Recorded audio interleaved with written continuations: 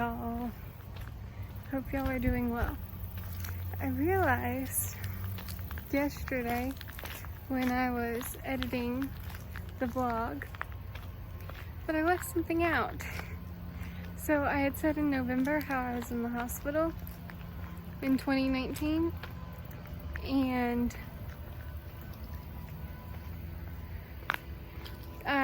when I was discharged, the discharge paper said I had to follow up with my doctor in 2 days. I'm gonna stop for a minute because I'm about to pass some people and then I'll pick this back up. So 2 days after I was discharged, I went to go see my neurologist, and my neurologist was sad to see me in so much pain. And so we were telling him what all was going on, and he asked about the hospital.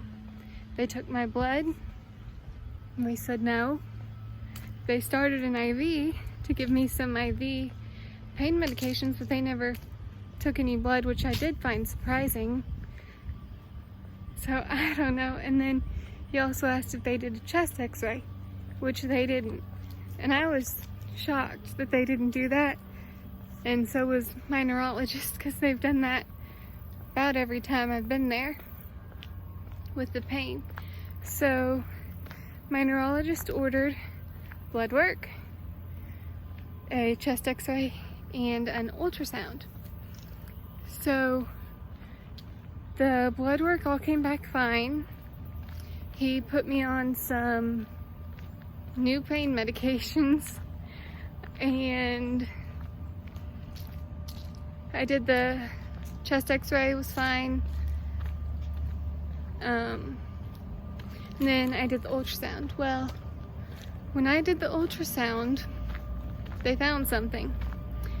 Y'all may remember in a few days back, a few vlogs back, how I said that there was sludge in my gallbladder. Well, this time they didn't see sludge. This time they saw gallstones. And so it didn't look inflamed, and there weren't like a ton of gallstones. There were stones, but there wasn't like an insane amount, and my gallbladder wasn't inflamed, so they just said they'd watch it. So that's what I left off from 2019. Now on to 2020, the year we are in now. So I was still volunteering with the children, and when March came around, I went to my yearly doctor's checkup, and everything was good. But right after my doctor's checkup, things shut down because of COVID. COVID had already been in the US for a few months, and it got bad where I am in Memphis. So things shut down, and it was hard. I was, of course, worried because with myotonic dystrophy, I have a weakened immune system. So I knew I had to be very careful. I had to keep my distance from people. I had to wear a mask anytime I left the house, which eventually there was a mandate for everyone to wear a mask, but it was like different. It wasn't at all how I knew the world. So I was pretty much quarantined to my house. I just recently have been able to start going places and getting out a little bit, which is nice because I was going stir crazy. So I'm trying to think what happened next. I guess I saw my neurologist and GI doctor, cardiologist, pulmonologist, and we were talking to my GI doctor. This was the first time I had seen him, I think, since we found out I had gallstones. And he was asking me bunch of questions just to try and figure out what exactly we needed to do as far as next steps. And when we were talking and when he examined me, he said we need to schedule an appointment with a surgeon to see about getting it out. So I don't think I told y'all about when I got my G-tube, but surgery scares me just because of what happened with my back surgery, how I had lung complications. And so of course I was nervous and I wanted to get this surgery over with as soon as possible. But I also wanted to have enough time to prepare myself mentally. So made an appointment with the surgeon, and I had seen the surgeon before because I also have something called pectus excavatum, and I'm not exactly sure. I think I know what it is. I think basically my sternum is going inwards towards my heart, and we do know there is a little bit of compression on my heart. And in the x-ray it measures severe, but looking at me, it doesn't look severe. So right now they're just watching that.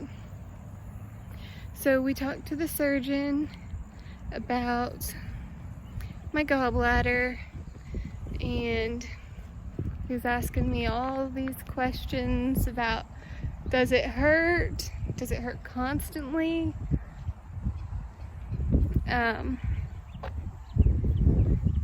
Do you notice certain time that it hurts? Do you feel sick when you eat? And after answering all of his questions, he said, I did see stones on the ultrasound. We probably need to go ahead and get it taken out. So they said they would have to check with all of my doctors, and if they said it was okay, I would have the surgery on July 10th. So we eventually heard back from all my doctors, and I was so excited that they all said yes, the gallbladder that I wanted to get taken out for a while was finally going to get to come out. So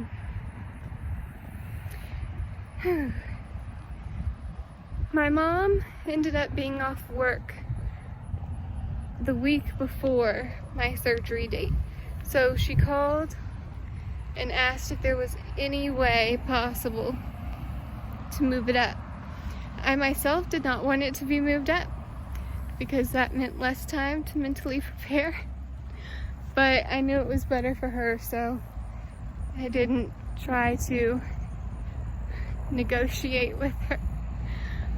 So my surgery was moved up, and I had surgery July 2nd of 2020. Surgery during a pandemic. I also had to get COVID tested 2 days before just to make sure I didn't have COVID. We didn't think I had COVID, but it was just a precaution that we had to take because if I had COVID, I couldn't have surgery, obviously. So I got my COVID test back. I was negative, and had the surgery, came out of surgery not remembering much. I don't remember falling asleep. I don't remember being in recovery. I just remember being in the room, my hospital room. So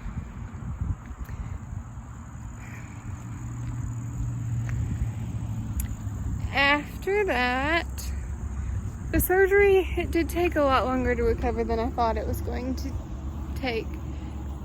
I was in pain for about a month. I even remember going to follow up with the surgeon, and I was still in pain, and he was surprised. He said, I was hopeful that this surgery would help you rather than hurt you.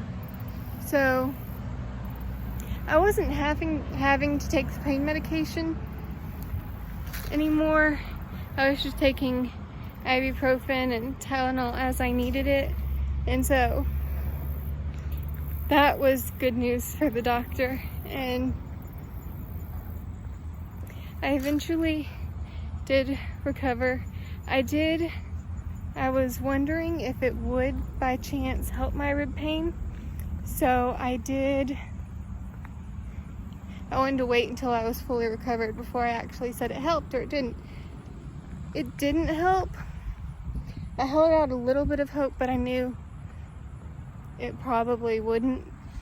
But I did want to at least have a sliver of hope that it might help. So that was surgery. I am finally recovered from all the pain and from the surgery. And I do still have the rib pain. So July 12th, my mom woke me up and told me my grandmother, Mama, was in the hospital. And the first question I asked my mom was, does she have COVID? And my mom said, we don't know. So it was really hard. I was asking my mom every day, how's she doing? What's the latest? And we found out she did not have COVID, but she was in the ICU. So we couldn't go and visit her because of COVID, obviously. And so it was hard because I missed her. I wanted to see her and hug her and couldn't because of the virus. So I was praying a lot, thinking a lot, because I wasn't sure if she was going to make it. I deep down did not. I just had this feeling that she wasn't going to. And the fact that they FaceTimed my aunt also made me think she wasn't going to make it. And so she eventually got moved to a floor, and my aunt was able to go be with her, to be a compassionate care person, I think is what they call it. And so we found out she was doing better and she was going to go to rehab. And she was going to go to rehab one day, but then they decided to wait one more day before they sent her to rehab. And I got to text her and tell her that I loved her and I was so happy she was doing so much better. And she responded. She was totally with it. And then either the next day or a few days later, she ended up passing away. And I still sometimes am an emotional wreck from it just because I didn't expect it. My mom did expect it. She died from liver failure. And my mom knew it would probably be soon.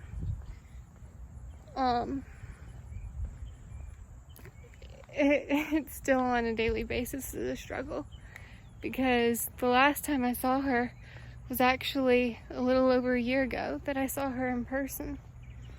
And it's very hard to talk about because I still miss her so much. And at first it doesn't seem real. I'm sure many of y'all who've lost a loved one can relate. But when we went to her funeral, they ended up doing an open casket funeral, and just seeing her there, that's when it really hit me.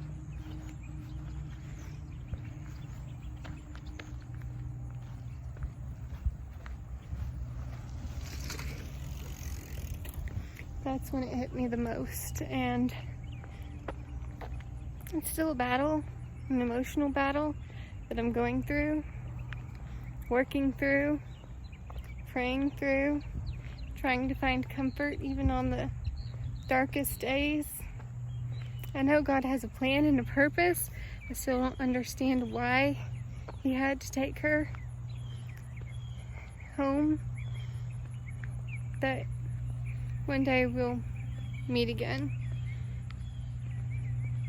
I will insert a picture of her here.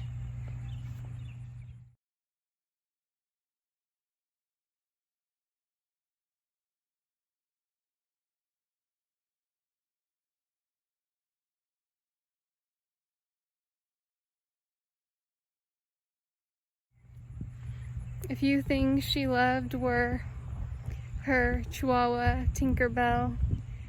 I got to see Tinkerbell a few weeks ago. We went down to her house to clear out some stuff and got to see Tinkerbell, sweetest dog. Would just curl up on my lap and I could pet her. What else? She loved the color purple. Purple was her favorite color. She actually made me a blanket. She loved to crochet, and she made me a blanket which is in pink, my favorite color, and in purple, which is her favorite color. So I actually have that on my bed right now.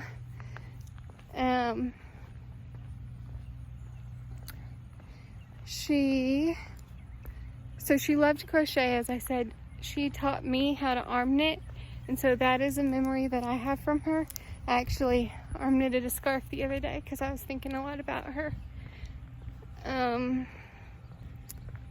She also, two things she really loved were owls and wind chimes. So when we were at her house, my aunt made sure everyone got a little owl to remember her by. So I think her death was more hard than the surgery, actually, because surgery, it was just another part of my story, but her death was not something that we expected. And because I deal with anxiety and depression, it did make my depression a little bit worse. And I talked to one of my doctors about it, and they adjusted some of my medications and things, and it helped. I'm feeling a lot better. I still tear up when I think about her a lot, because it's just hard. So, what else? That was in July. August. Okay. I saw all of my doctors. The neurologist, pulmonologist. I did not need to see the cardiologist. I only see them every 6 months, and it had been about 3 months. So neurologist, neurologist, pulmonologist, GI doctor, the dietitian, who I had not seen in a long time. I think that was all. All of my doctors were very happy with how I was doing. They were saying I looked much better, and I was feeling much better too.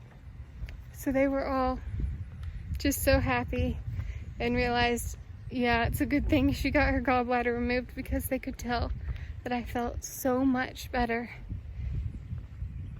And I have noticed I feel so much better with that thing gone. The thing I had wanted gone. So they were all happy. The dietitian came in because she saw my weight, noticed I had gained more than all of it back. So she came to see me and was talking about how glad she was of my progress and all that. So the doctor, for the first time since maybe my back surgery, for the first time said I did not need to come back for 6 months. And that is a big improvement. I was so thankful for that. And then in September, I don't think there was anything in September, and we're in October right now. I don't think there was really anything, so guess that's where I'm gonna leave it. I, of course, will give y'all any updates on me as I get them, but for now, I'm stable and doing well. If y'all have any ideas for future videos, I would really appreciate your suggestions of things y'all want to see. You can leave those in the comments down below. If you like this video, please give it a thumbs up. If you have any questions for me, please also leave them in the comments below. And there is a red subscribe button somewhere down here.